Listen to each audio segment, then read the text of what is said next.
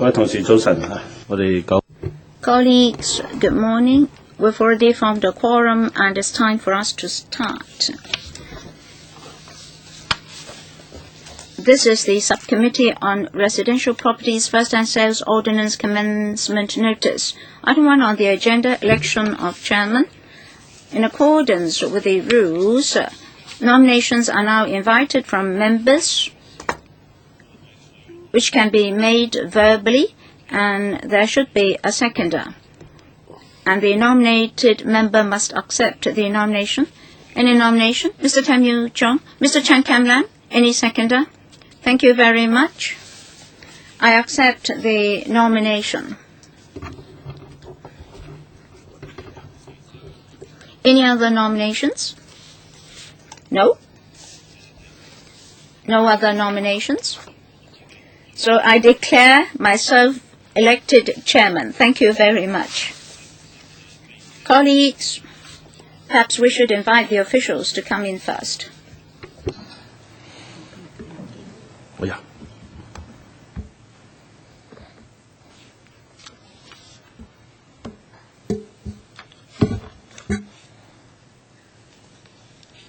所以今次 In attendance at this meeting from the administration, we have the Permanent Secretary for Transport and Housing, Mr. Pescott, Mr. Eugene Feng, Deputy Secretary for Transport and Housing, Mr. Lawrence Pang, Senior Assistant Law Draftsman, Mrs. Maria Lam, Assistant Director, Lands Department, Mr. Armstrong Chu, Chief Land Conveyancing Officer, Lands Department, as well as Mrs. Hedy Chu, Principal Assistant Secretary for Transport and Housing. Welcome, all of you. Permanent Secretary, good morning. If you are ready, please take us through the paper. Chairman, the Residential Properties First-hand Sales Ordinance, the Ordinance, was enacted at the end of June of 2012. We gave an undertaking to bring the Ordinance into operation within 12 months after the Ordinance was enacted. Having considered the progress of the work relating to the setting up of the sale of First-hand Residential Properties Authority, the preparation of the guidelines, and the readiness of the publicity programs, we consider it appropriate to start enforcing the Ordinance with effect from the 29th of April 2013. In this regard, we've arranged to Gazette the Residential Property First-hand Sales Ordinance Commencement Notice on the 1st of February of this year. We're committed to implement the Ordinance in accordance with the proposed time schedule, and all necessary preparatory works are in hand. In particular, we will wrap up discussions with relevant stakeholders, including the Law Society of Hong Kong and the Real Estate Developers Association of Hong Kong, and finalise the guidelines, practice notes, and frequently asked questions in March, for those to be issued in early April. With the support of the Legislative Council Establishment Subcommittee for the creation of the 2 directorate posts in the authority, namely an Administrative Officer Staff Grade B and a Principal Executive Officer, we will seek the LegCo Finance Committee approval for the creation of the 2 posts on the 15th of March of this year. We're also creating a multidisciplinary team of 30 non-directorate civil service posts with the authority through the established procedures. The post will be filled starting from the 1st of April of this year. In addition, the website will be ready for public access on the 29th of April. We're developing the Sale of First-hand Residential Properties electronic platform, which is a centralised database established under the Ordinance to provide public access to the sales brochures, price lists, and registers of transactions of first-hand residential developments, which are subject to the regulation of the Ordinance.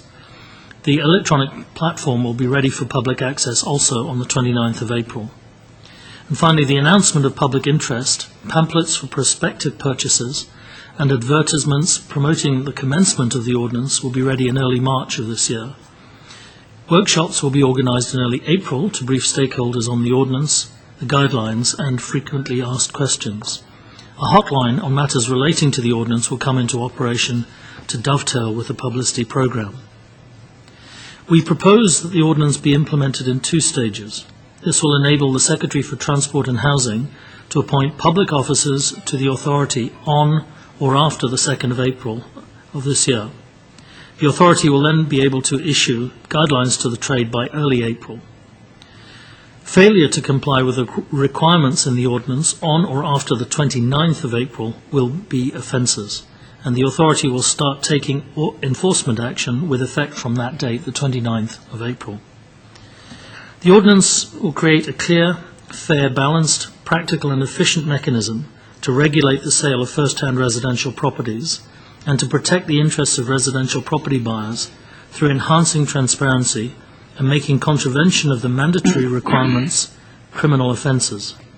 Beyond this, the ordinance will provide a level playing field among the vendors of first-hand residential properties. The community welcomed the enactment of the ordinance and is keen to see its early implementation. Our preparations are well underway, and we are fully geared up for the implementation of the ordinance by the end of April of 2013. We'd like to seek the support of members for our proposed implementation schedule and timetable as set out in the commencement notice. Thank you, Mr. Chair. Thank you. 同事有冇咩問題？ Colleagues, any questions? Mr. Wu Chi-wai? Good morning, Chairman. Of course, we've been discussing the provisions for quite some time. I believe we all understand them. However, I'd like to cite an example for sharing purpose. For Apex Horizon, the latest case is advertisements, publicity materials, and so forth. I'd like to know your workflow. So I'm using a concrete example to ask, in terms of regulation of sales of first-hand residential properties, what will the administration do? So I'd like to know the whole workflow. Mr. Wu Chi-wai, this subcommittee is just to handle the commencement notice. If you want to know the detailed contents, the regulatory methods, etc., we have to find another occasion for discussion. Of course, you're a new member. You did not participate in the detailed discussion when we scrutinized the principal ordinance last year. So I've asked the Permanent Secretary to do an introduction. Let me be very clear about it. The Apex Horizon is not covered by this ordinance. That deals with hotel units. It doesn't deal with first-hand residential properties. We must be very clear about the limits of the ordinance. Perhaps we can contact the honourable member separately and give him the details he's asked for. Okay. Cool. 有冇其他同事？ Thank you. Any other questions from any other colleagues? Just now, Mr. Pescott already introduced the commencement notice to us. Well, the notice is divided into two parts. First, sections 1 to 9 and division 1 of part 6 and schedule 2 to take effect from the 2nd of April. Then an authority can be set up to formulate the guidelines. And then on the 29th of April, all the provisions in the ordinance will come into operation. I believe later we have to come back in various panels to understand the latest progress of the drafting of the guidelines. That is, whether or not the guidelines could be completed within the 20-odd days. And then in future, in terms of actual operation, we would like to know how the administration is to go about it. And I believe this is also the concern of the public. I believe members of the industry would also like to know how they can satisfy the requirements of the ordinance, such that the sales of first-hand residential properties can go smoothly. Dr. Dennis Kwok, I'd like the Lands Department colleagues to clarify one point. That is in relation to 6.1b, as asked by Mr. Wu Chi-wai. Why I'm asking this question? The day before yesterday, we asked at the development panel the Director of Lands a question.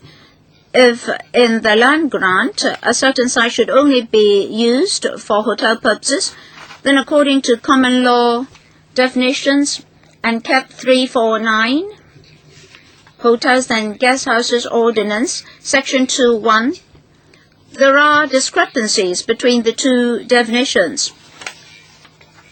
According to this ordinance on first-hand sales, in 6.1b,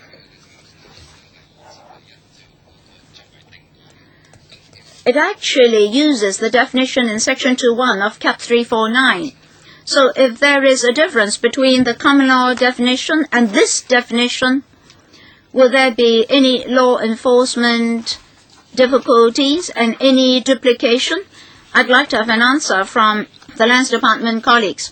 Well, Dr. Kwok, your question is very good, but today we're only to handle the commencement notice. Any other questions exceed the rem of today's meeting. Anyway, I'll ask the Lands Department colleagues to communicate with Dr. Kwok after the meeting. So please tell him the details after the meeting. Any other questions from colleagues? Mr. James Toh? Sorry, I was a bit late. There's an estate agent's authority which is to publish a code. Oh, I mean the authority. Is it the authority? Yes, the authority. Mr. Pesca just explained that they're already drafting the guidelines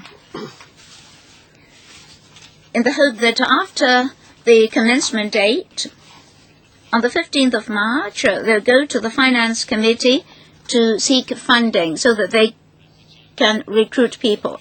I'm asking about the guidelines. They're still drafting the guidelines.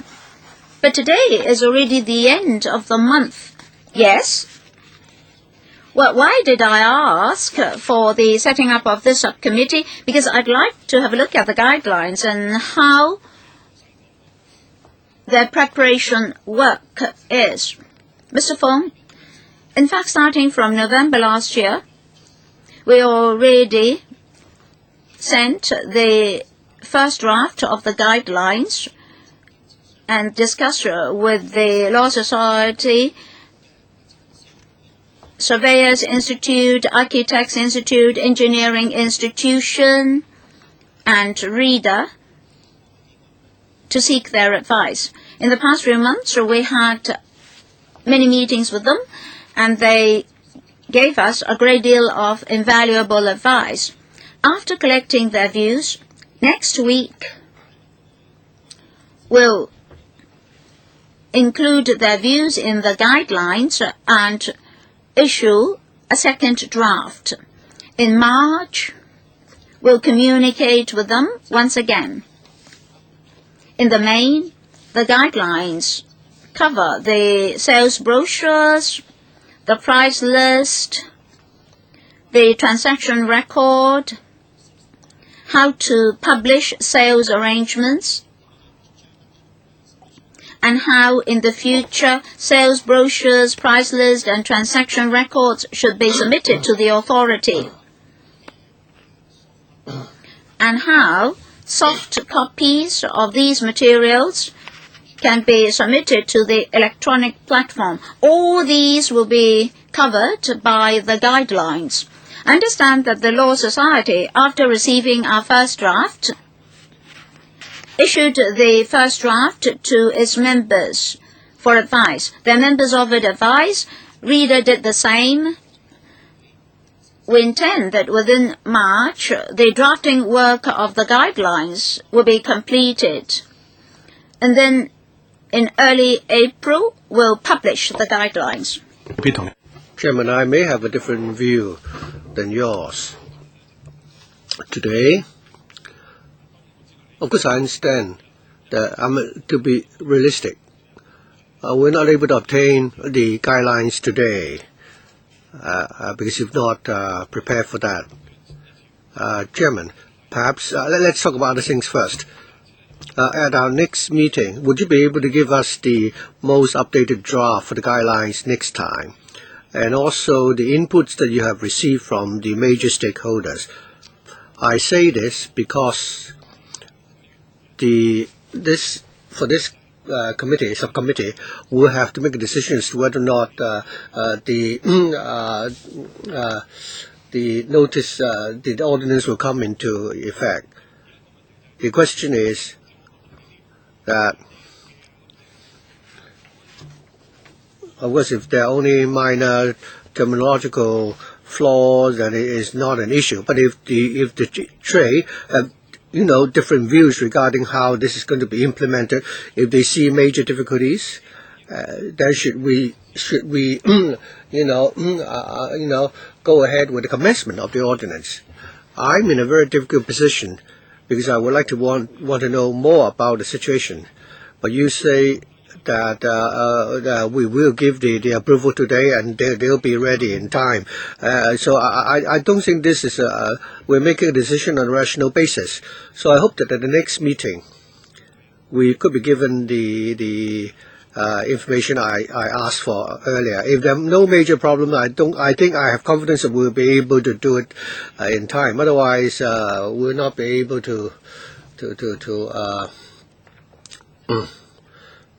implement. Actually, the ordinance has gone through a very protracted and thorough legislative process. We are now issuing guidelines pursuant to Section 88 of the ordinance. And the guidelines will only be guidelines in respect of the implementation of the ordinance. We don't have the power, and we do not have the authority to issue guidelines which would go contrary to what is in the ordinance. Chairman, I fully understand that. I'm not saying that you are going against the ordinance. I'm saying that when you're fine-tuning your draft, I think we've gone through many bills. Even for bills and principal legislation in relations to trade and finance, we're talking about details that we need to look at. Of course, we will not look at each one of them and tell you whether this is right or wrong. I mean, sometimes that would be the case. The question is that if in general you give us a broad picture, and I'm not. You shouldn't just give us a broad picture. Have to wait till a further meeting, but I am very, very concerned that there should be no delay in the implementation of this bill. There is pressure on us from the community to get it on going forward, and I hope the members are not intending to use this to block our introduction on the 29th of April. 我好反感啊！對主席對呢個柏志高先生咁講。你咩意思啫 ？Really disappointed by what the Bureau is saying. Seriously. Yeah. Some pressure here. We're quite happy to give the guidelines. Happy to meet. 喂，大佬啊！而家同事又 Now we're making a reasonable demand here. What do you mean, Mr. Toh? I don't think we should get upset. I'm really upset. How can an official behave in that manner? What he is saying that he can give you that draft at any time. That's why we need to call a meeting. What's wrong with having another meeting? I'm not saying that we won't convene another meeting. He's saying that there may not be a need for another meeting. Well, that's what he is saying. Well, it's your decision, Chairman. Let's not get upset. Well, this is preposterous. Mr. Fong, you should have brought the guidelines along today already. Chairman, I'm serious. I think your secretary and deputy secretary have approached me. I told them that we should base our scrutiny on the draft bill, and you've not even brought it along. If the issues are minor, then we would have been able to, pass it today. It's for the implementation. We've come prepared to discuss that. We're very happy to share this information. There's no issue here at all. This is really ridiculous.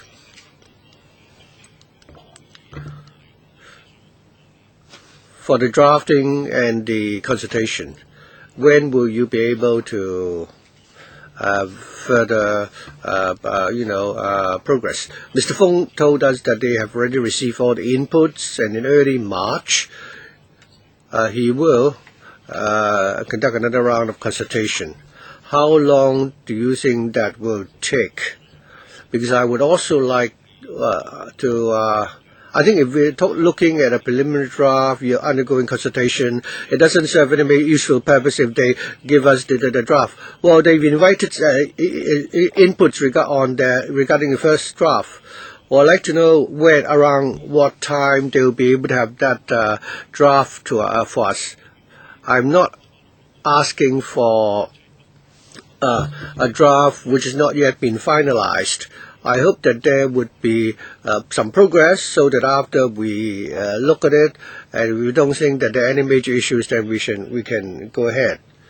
Furthermore, we are working on a very tight schedule.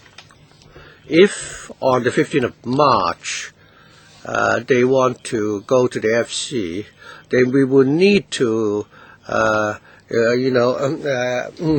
pass the ordinance before March the 15th. Otherwise, they wouldn't be able to apply for funding to the FC. Of course, they still could, if members agree. They can still obtain the funding, and then they can proceed to make the recruitment before the ordinance commences. I don't think this is impossible. So let's find out when will you be able to have that draft for us, Chairman. I believe by next week we should be able to circulate the second draft to all the stakeholders.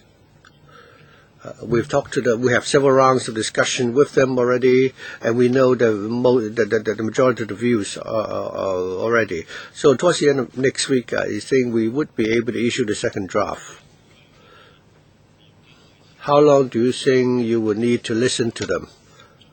After we've issued the second draft, it would take about 2 weeks to consult them, so that by mid or late March we would have completed the exercise of listening to the views. But even during the first draft, we had a lot of communication with them. They had given us detailed inputs, which we've looked at carefully.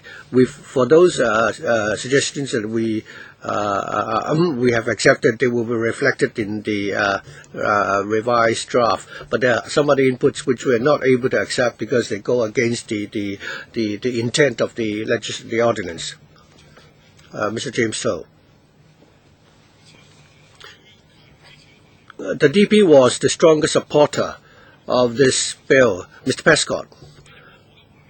I don't think you should have any doubt. We're not against the commencement of the ordinance, but as legislators, we need to act carefully and prudently. We need to look at the details. I hope the attitude of administration should be that you should give us as much information you have available for us. Of course, I respect the chairman. He said that it's not very nice if the draft is all highlighted or edited and so on. What we need to know is what are the major controversies. If you have even if you have a major controversy, then members may still believe that if the members believe that it can still be ironed out, then we will still give you the approval. But we need to know what are the issues of contention and so and what is so give us whatever information you have. Chairman, you mentioned the date of March the 15th, and this is a date chosen by the administration as to how they should proceed. I think they will have to work out the solution themselves, and they can also, some members may support this, others may not. So since you've chosen this timetable, then you would need to give us the maximum information that is available to you in order to win the support of the majority of members. I understand. In fact, Mr. Toh is very helpful in the Bills Committee, very helpful. That's not the point I'm making. The issue here, unfortunately, is the timetable is something that, having announced and having taken forward, obviously we're trying to push as hard as we can to complement the information. We're very happy to share with members all the information that's available to us, as I've said. In terms of the 15th of March, that's the Finance Committee date, which is a procedural arrangement which we don't control at all, I'm afraid. Any other questions? Mr. Wuchiwai, Chairman. Regarding Mr. Toh's question, well, they already have the first draft Why could they circulate the first draft to us within the next 2 days for our reference, so that we would have a basis for us to follow up on how this work out. Because otherwise, I don't say it's desirable if we would come up with entirely different ideas later on. I think the guidelines have been drafted on the basis of the principal ordinance, and we cannot add other things which are not relevant and unacceptable to the trade. So I think the important thing is that they should give us whatever they have. Obviously, they can't do that today, but they've already indicated that next week they will circulate the second draft to the trade. And then, in about 2 weeks' time, there will be a refined draft. So I don't think we need to be so anxious and ask for a copy of the draft tomorrow. If members so wish, I believe Mr. Fong can circulate the present draft to members, and also the inputs collected. And Mr. Prescott, if possible, could you take this up with Mr. Toh and Mr. Wu and show them a copy of the draft? It's not for us alone, Chairman, for all members.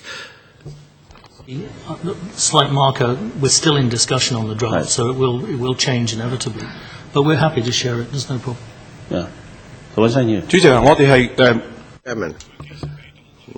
So let's call a meeting whenever they are ready. Let's ask the secretary to liaise with them, and I hope it could be done as soon as possible. Otherwise, if the FC has asked what we've done in terms of scrutinizing this notice, we would need to also report to the FC. Okay? Any other questions? Chairman. Beg your pardon. I was late to the meeting. I think when the government implements a piece of legislation, other than this, you should have another checklist containing more than 10 items.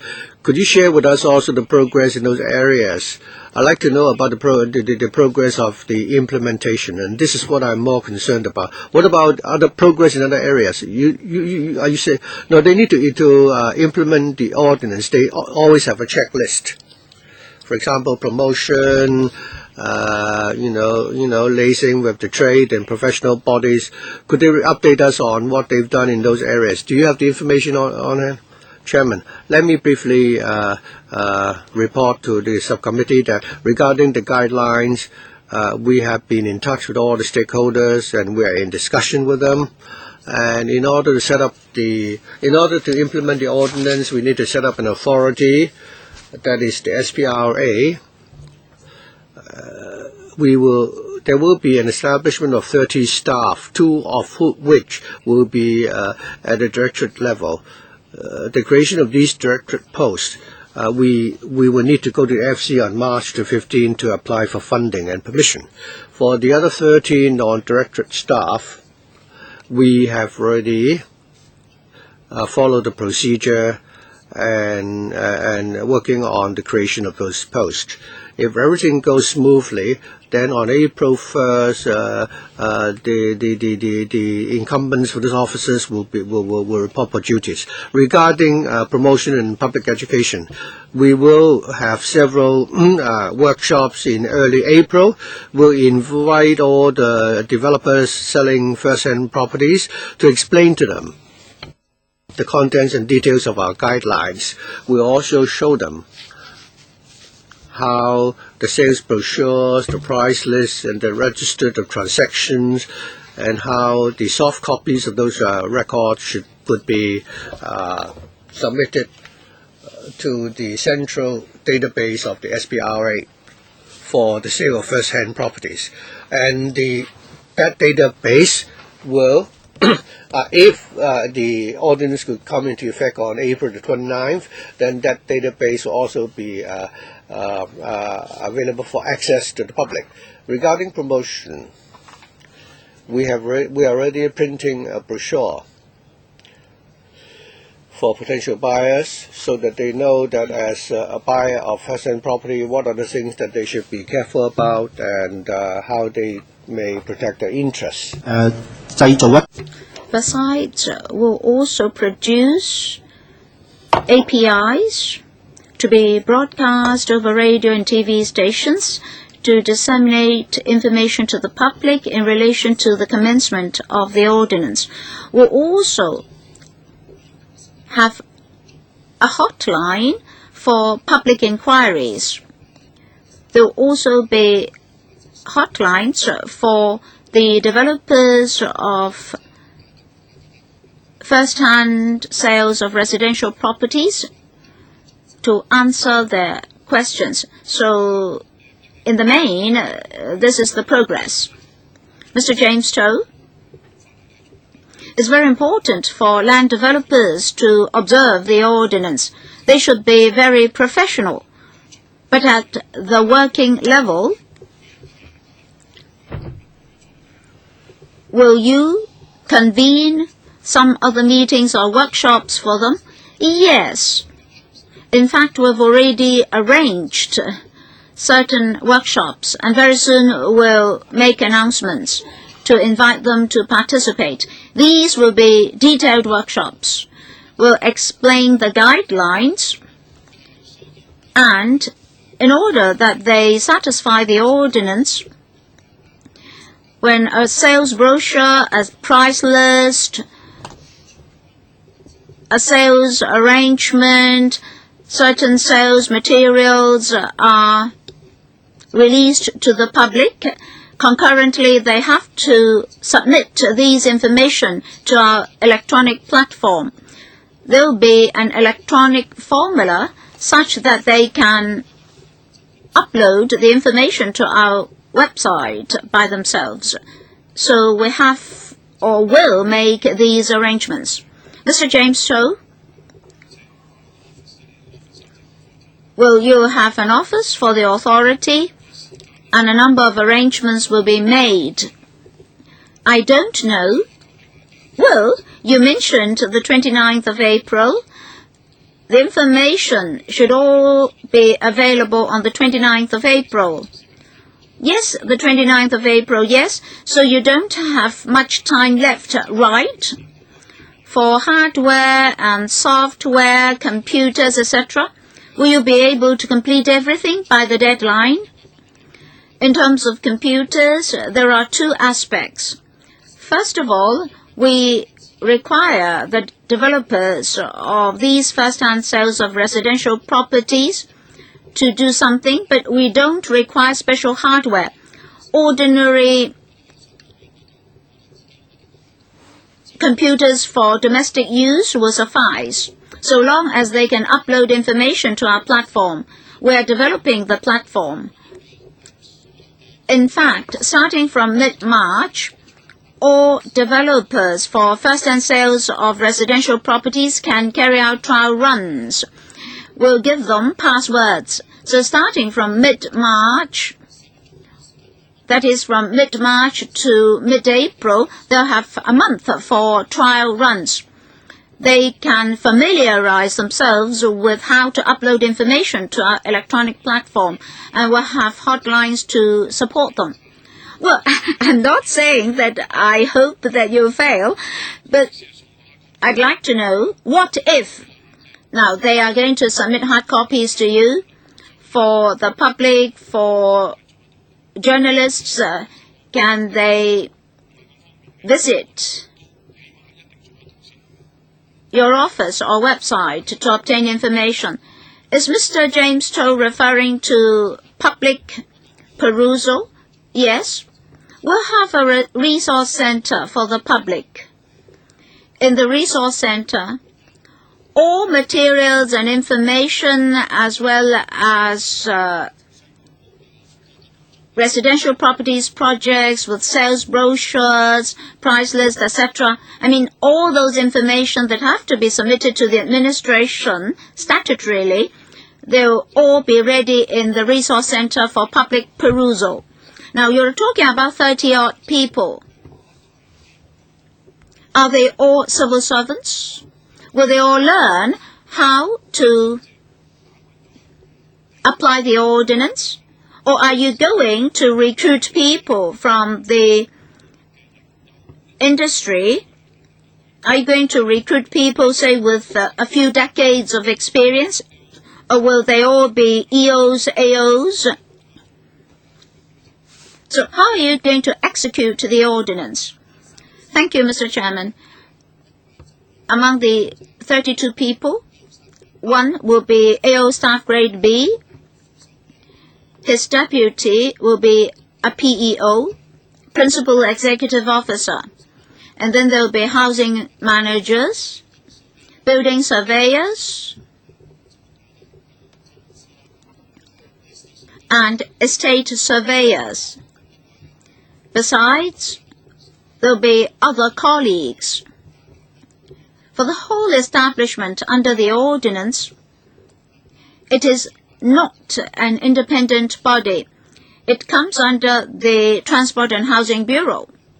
So all colleagues will be civil servants. In terms of investigation, we'll collaborate with the police. The police has undertaken that starting from early April, when our colleagues assume office, they'll provide training in terms of investigation techniques and skills in collecting evidence and so forth. The Department of Justice will also give us full support. For the execution of the ordinance, the DOJ will create 2 non-directorate posts, one to be recruited from the prosecution division, because they envisage that after the commencement of the ordinance, prosecution may add to their workload. Another will come from the civil division. They will create a post in the civil division for this ordinance. So that will be the composition of the authority. And then for building surveyors, estate surveyors, and so forth, when we enforce the law, we have to read building plans. So their professional support is very important. Colleagues, any other questions? Mr. Frederick Fung. Thank you, Chairman. Just now, Mr. James Toh asked a lot about the government. What about the public? That means in the private sector. For the first-hand sales of residential properties, do all the frontliners understand what's happening? And in paragraph 14 of the paper, it is suggested that the same should apply to the secondary market. Well, if there are differences, there may be difficulties. We've said during the course of the consideration of the Bills Committee that extensions, including, for example, making this a statutory authority rather than a subsection of my bureau, or extending it to other things, that's something we'd be looking at further down the line, but not at this stage. 馮議員，對唔住啊，啱先聽得唔係好清楚。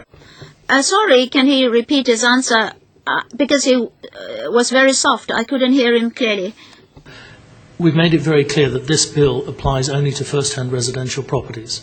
In the consideration of the bill, there were numerous suggestions about extending to secondary properties, overseas sale of properties, etc. We've said that that is not the purpose of the bill, but it's something that perhaps could be looked at in due course once we've got experience with this bill. Other ideas, such as creation of a statutory authority, again, something that we are open to, but at this stage, because we want to get this enacted and in place quickly, we decided the quickest way was to go through as a sub-unit of my bureau, and that's the way we're proceeding. I understand that this bill is only for first-hand sales, not for second-hand sales. I, of course, understand that.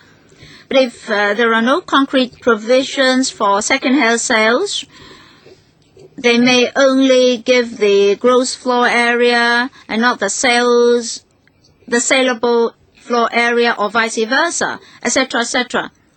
Because for the estate agents, they sell both first-hand properties and second-hand properties. Well, you cannot mix second-hand properties with first-hand properties.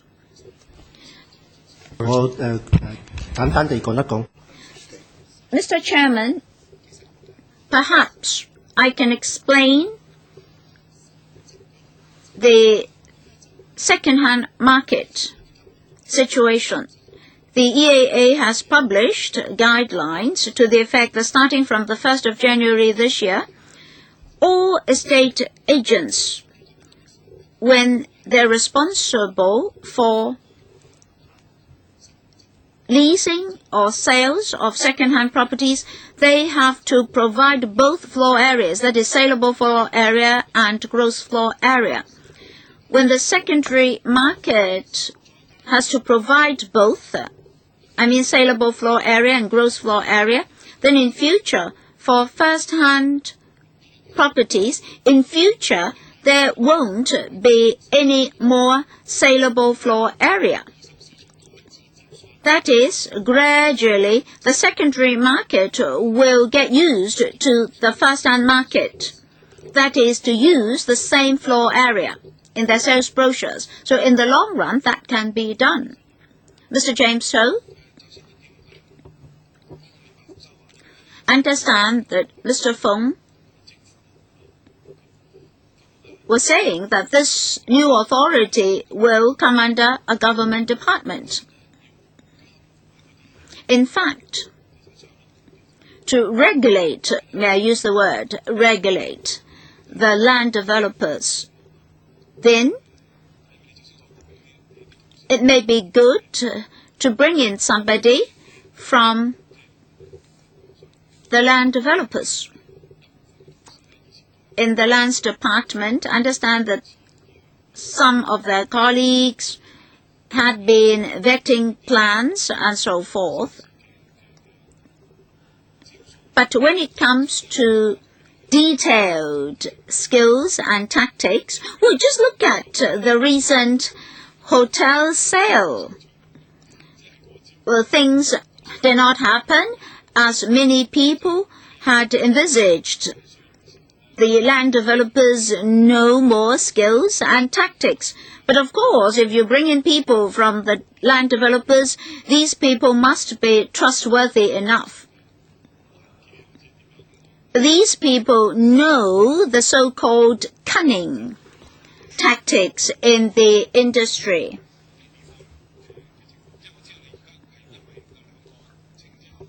But of course, you have to balance various factors. So you now opt for an independent authority. But I believe if you can bring in people from the land developers, it may be good. Let me cite the example of URA. Well, if we are to collaborate with land developers, we must guard against their tactics. So you must bring in people with passion to monitor the land developers very vigilantly. Otherwise, you may get cheated by the land developers. Permanent Secretary, I believe, and also the Lands Department, I hope that you've heard Mr. To. Yes, we've heard him. If there's no further comment, so much for this meeting. We'll wait for the second draft of the guidelines. Our Secretariat will liaise with the administration and convene another meeting as soon as possible. And Mr. Pascott, if you have time, please discuss the existing draft with Mr. James To before the next meeting to avoid controversies next time. So if there's no further comment, so much for this meeting. I have to remind members that since we're to have a second meeting,